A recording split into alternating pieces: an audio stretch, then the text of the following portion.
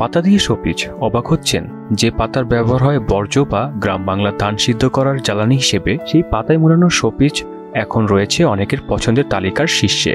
গ্রাম বাংলা নারীরা হুগলি পাতা দিয়ে বিভিন্ন শৌখিন জিনিসপত্র বানিয়ে বিক্রি করছেন বাজারে।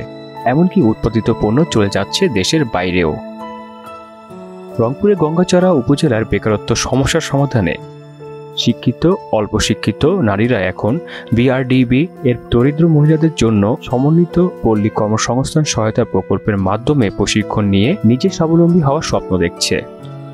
আর এর ফলে দিন দিন তাদের সদস্য সংখ্যাও বাড়ছে।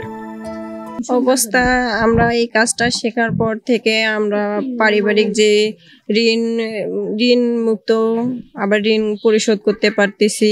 এই জন্য আর কি বিআরডিবির মানে প্রশিক্ষণ পাইয়া এই কাজ আমরা করতেছি।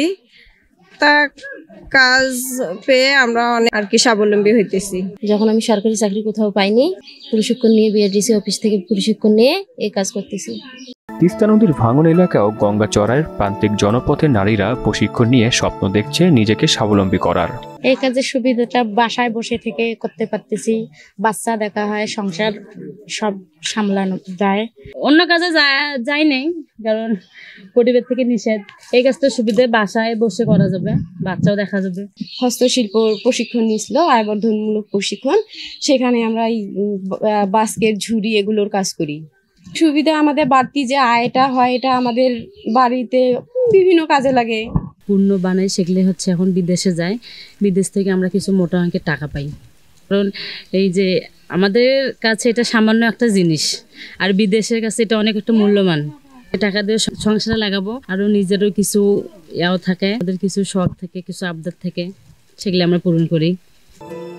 উপজেলা নির্বাহী কর্মকর্তা বলেন, এই অঞ্চল শিক্ষিত ও অল্প শিক্ষিত এবং হতদরিদ্রদের স্বাবলম্বী করার জন্য সরকারের পক্ষ থেকে নানা উদ্যোগ গ্রহণ করা হয়েছে।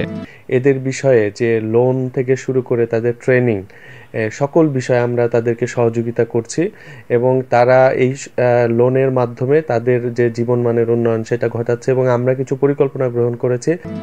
সরকারি ও বেসরকারিভাবে যদি এভাবেই উদ্যোগ নেওয়া যায়, তাহলে বেকারত্ব সমস্যার সমাধান আরও এক ধাপ এগিয়ে যাবে, এমন মনে করছেন সাধারণ মানুষ।